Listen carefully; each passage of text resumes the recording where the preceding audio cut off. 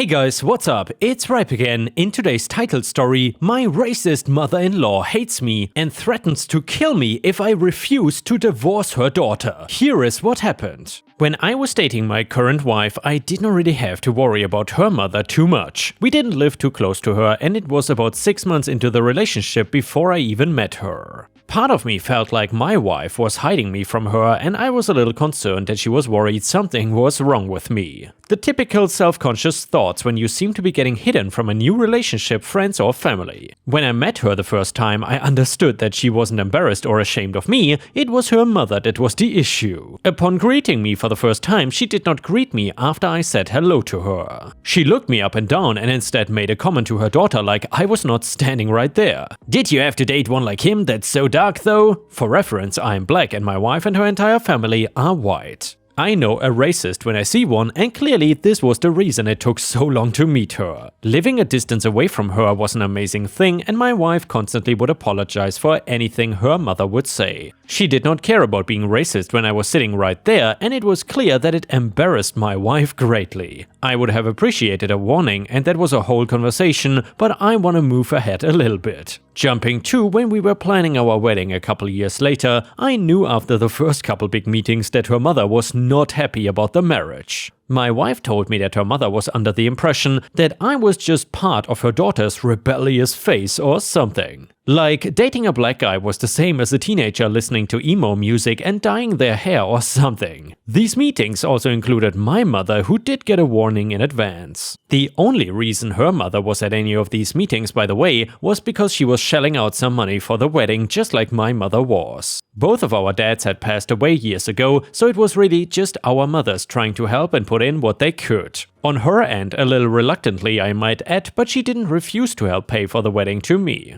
There were some hiccups of course, with her mother thinking that the best way to do things were clearly the worst. Things like the layout of the tables being extremely not okay. Basically, the dance floor acting like a barrier with white on one side and black on the other, ignoring the fact our mutual friends who were a mix of both would want to naturally sit together. Even thinking that me and my wife should not be sitting near each other despite the fact that we were the bride and groom. The saving grace in all of this was my wife, because she seemed to be the only one who could reason with her mother at all. I don't know what she did, but she would take her aside and tell her, and when they came back, things always seemed to calm down again. The wedding happened, and despite my worries, nothing crazy went on during it minus the normal wedding things. Like relatives getting too drunk or somebody being late. The normal stuff that seems to always happen at weddings. Anyway, about a year after the wedding, my mother-in-law started to make a plan that would force me and my wife to get a divorce. She finally could not handle that her daughter was married to a black guy and wanted to make her daughter leave me. She wanted to make it so that it would be her daughter's idea. What followed was a pretty elaborate setup that, if it wasn't so evil, I might have been impressed by.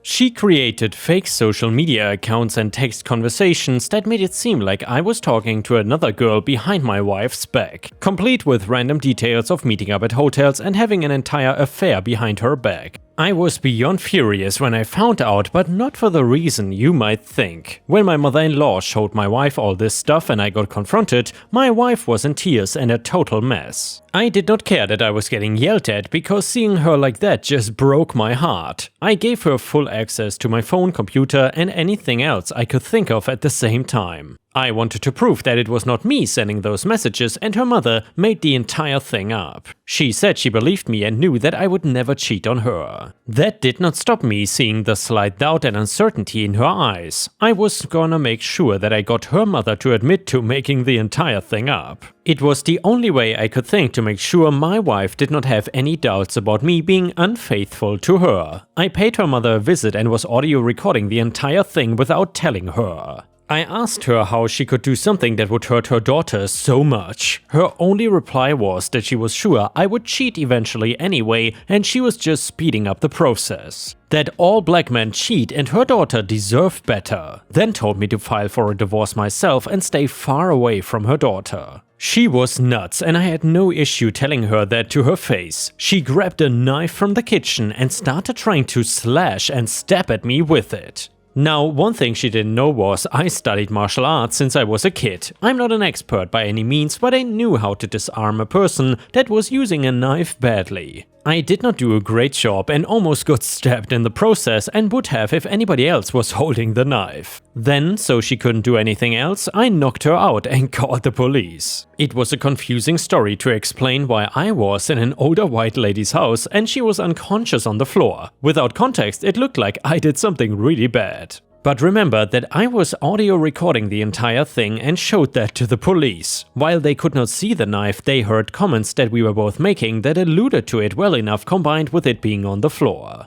I had her arrested for assault and then asked if I could leave before she woke up. I didn't want to hear her telling them I broke in or something. I had enough of her voice for one lifetime. I did not press charges on pretending to be me or anything, if anybody is wondering what came of that. Also, my wife was not angry at what I did. The audio recording of her basically admitting to it caused my wife to finally stop having doubts that I was cheating on her. Meanwhile, mother-in-law was awaiting trial for the assault charge and got bailed out by another random family member. She was smart and stayed away from me until the trial, when we had to be in the same room again. The audio recording was put into evidence and she was asked why she tried to kill me. She said that she was defending herself because I was such a scary big black guy. That defense might have worked on some people if it wasn't for seeing what I looked like. I've always been skinny and lanky, which my wife loves to tease me about. I wear sweaters and have thick glasses. I am the opposite of what she was describing. It was only a shock to her that she was guilty of assault and got a year of probation. I tried to get it up to attempted murder, but that charge did not stick. At least she was told to stay away from me, and my wife knows I did not cheat. And yeah, Ripe Stars, I really hope for you that you don't have to deal with such a nightmarish mother-in-law. That has to be one of the worst things ever. You loving your husband or wife, and then your significant other having such a crappy mother-in-law. Anyway, let's move on to the next one. And by the way, if you have enjoyed the story so far, please don't forget to like the video and maybe even drop a comment, because that would help me tremendously. The next one is titled Worst Karen Ever. So this happened yesterday. I'm not working at the moment, but I've been trying to keep myself busy by offering to help people in my family and friend circles, giving them lifts, helping them move, etc. All in all, I consider myself a pretty generous person. Yesterday, my younger brother finally managed to get a few days off work, and he was going up the coast with some friends for a nice relaxing getaway for one of their birthdays. He had asked me weeks before if I could give him a lift, as he had chef school that day and would not be able to get a lift to the house with his friends as planned. I said sure, no problems. The day comes around, I picking up early as he finished quick, and we get on our way. The drive was not bad, took about 1.5 hours, and we just chatted and listened to music all the way there. It was a nice drive. At this point, it was around 4:30 p.m. by the time I dropped him off and turned around to go home. I got probably halfway home and I see someone parked up by the side of the road waving me down, so I decided to pull over as a few cars ahead had already driven past without stopping. They dodged a bullet. Enter entitled parent and her POS kid. EP, can I help you? Me looking confused since she waved me down. I thought maybe you needed some help or something. Is everything okay? EP, no, we ran out of petrol. Me, oh, okay. That's a pretty easy fix. The next town I knew had a service station as I passed it on the way there, and it was only another 5 kilometers up the road. Me, I can drive you into the town to get petrol and bring you back here. EP, okay, she says, simply, her son picking up some of the gravel by the roadside and throwing it into traffic. 60 miles per hour highway. Me, hey, don't do that, champ, it's dangerous. She had gone to her car to grab her purse, but reeled out of it as I say this. EP, don't you speak to my son like that, she snapped angrily. Me, sorry. I get into my car, followed quickly by the obnoxious pair, highly regretting my life choices by this point, now feeling that I cannot redouble on myself given how difficult she has been at me helping her. EP, she sits down and immediately scoffs, looking at her feet. Why is your car so dirty? Me, oh sorry, I used to put my work boots down there, so it got kind of dirty over time, I guess. EP, you could clean it up, you know? Me, I laugh nervously and just nod, pulling away and wanting this to be over with as fast as possible. I left my phone in the center console and she grabs it up.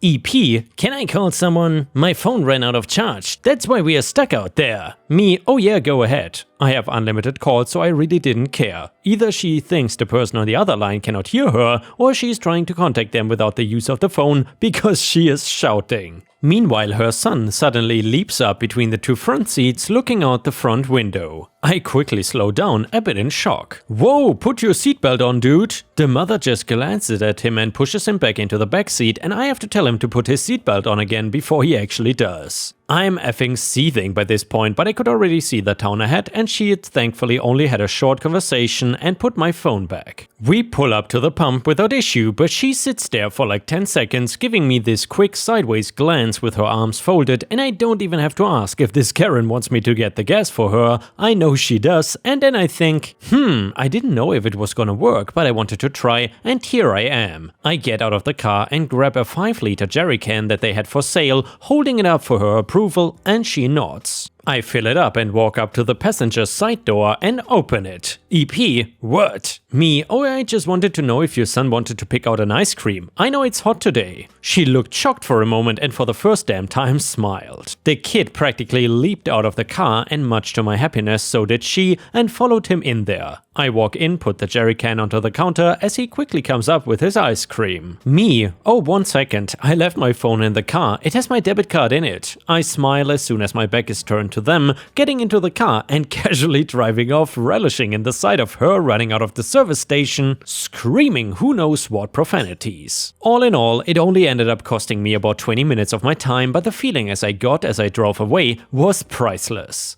I wonder how long it took them to get back to their car. I got home fine and a solid gold story in tow to tell my family. All the best. However, one thing, I hope the poor guy running the servo did not cop it too bad from that crapstorm of a human. And yeah, Ripe Stars, I would love to hear from you about this story. Do you think that OP went too far, or did Karen get exactly what she deserved? Let me know in the comments. The next one is titled, I Finally Got My Revenge. Around Thanksgiving 2017, my wife's company offered her a fantastic promotion, which she accepted even though it meant moving across the state by January 1st. The month of December was insanity. List and sell the house, find a short-term rental which would accept for pets, pack, move, etc. A lot of whiskey magically disappeared, but I got it all done and we moved into our rental house and all was well. We bought our new home and moved, and the rental lease officially ended on April 1st. The property manager followed the state laws correctly so far, and we were told that we would get the 1.8k owed for our security deposit back by May. Spoiler alert, it never came. I spent the next 4 months going back and forth with the property manager and hearing, "It's coming, we never got your paperwork," blah blah blah. I got sick of this and got 2 different lawyers involved and sent them official demand letters. I also filed a formal complaint with the State Division of Real Estate against their license. The PM kept telling the state investigators that they would pay us back, but nothing ever happened. I didn't want to formally sue via our lawyer because he charges $300 an hour and it's all up front. I was hesitant to go to small claims court because it is a $5,000 max in our state, and the damages we are legally owed are 3 times the 1.8k deposit, which puts us over that cap.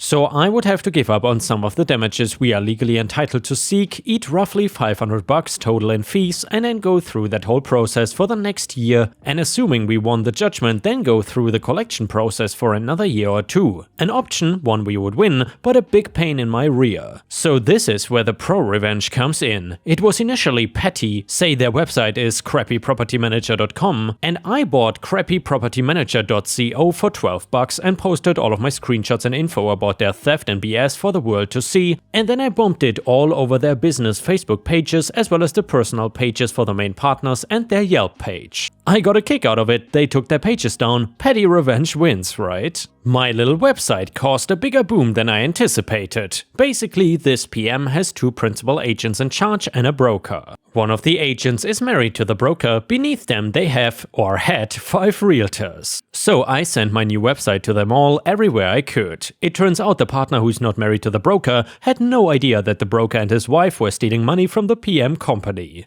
Their realtors had no idea either. 2 of them quit immediately, and one reached out to me to let me know why she quit and that she was going to a new broker. But the other principal of the company was mortified. She asked me to leave her name out of it, take the stuff down, etc. And I just politely but coldly replied that hey, your business partners and brokers stole my money and I can back everything I'm saying with documents. Not my problem. She promised she would get things resolved, and for the first time in 10 months the broker started answering my emails. So then we worked out a deal and they are now paying us $200 a month until December, which will cover the amount owed plus the extra for our legal fees. The first check came last week. It actually bounced, but I made them send me a cashier's check and they have to send cashier checks going forward, so we did get our first installment. I also learned that the state investigation has been turned over to the state's legal department and the broker and his wife will likely lose their license. The state investigators said they had multiple complaints against them, but I was the most thorough and had the most documentation against them, so our complaint was a big reason they had the ammo to push it to the legal team. So all told, my crappy little website ended up costing them 40% of their real estate team, resulted in them removing their business FB listings, pushed the investigation into their license over to a state legal team, which is still ongoing, and resulted in them having to finally start paying us not only the 1.8k we are owed, but the legal fees I spent on top of it. Oh, and that bounced check? Well, I made them send me a certified check for $12 to cover the bank fee for that too. And wow, ripe stars, I gotta say, that was one of the most brilliant revenge stories I have ever seen. Please let me know in the comments what was your favorite revenge story of all time that we have read on this channel so far. I am very curious about what you have to say. The next one is titled Neighborhood Karen Gets Just Desserts. On Thursday, my entire lawn was turned into dirt to prepare it for resodding. My sprinkler system was also repaired. Friday, my lawn was resodded and my sprinkler system programmed to water every day, all within the city guidelines for resodding of lawns. While I was still talking to the man that resodded my lawn as he turned on the sprinkler system, this woman from 2 houses down was approaching my house and taking pictures and video. She walked away when the man walked towards her asking, "Can I help you? Seems harmless, right?" Saturday morning at 5:30 AM, this woman knocked on my door telling me that I should turn my sprinkler off since it is not my watering day. I explained to her that my lawn was resodded and I'm allowed to water every day for 3 to 4 weeks. She gave me a speech about how I am stealing water from the city, water that should be conserved so others won't have to worry about getting what they need. I told her that we are not in a drought and that once 1 month passes by, that my sprinkler system will be programmed to work on watering days only. I kept my cool, all the while she had her phone pointed right at me. I had enough, so I told her to leave and closed the door. Yesterday morning, she knocked on my door and began recording me. I reminded her that I was allowed to water every day for up to a month since my lawn was resodded and she needs to leave me alone. Door closed, and this morning, the same thing. I opened the door long enough to tell her if she did not stop harassing me early in the morning, I would press charges for harassment. About half an hour later, there was police at my door, and it seems that this Karen called the police saying I threatened her. I showed them the video surveillance of her taking pictures and video on Friday, and of her knocking on my door in the early AM hours shouting at me about my lawn. It was obvious from what I showed them that I was not the problem. I wished them a nice day. As I was closing my door, this Karen approaches them with her phone, showing pictures and video, and tried to say me saying I would call the police was a threat. I listened as they told her that it is obvious she is the one out of sorts and what she is doing is stalking and harassment. She yelled at them saying I was stealing city water, and then she shoved one of the officers. As she was being arrested, she kept shouting this was my fault and I better pay her bail. Fat chance. And obviously, ripe stars, if you would have been in this situation, you would have paid Karen's bail. Am I right? Anyway, let's continue to the next one. And with this, we have reached the end of the video. However, if you cannot get enough of my content, please check out my endless playlist, where you can find thousands of hours of content. In addition, please don't forget to subscribe to my channel to not miss any of my daily uploads. Thank you so much in advance, and I hope to see you again tomorrow.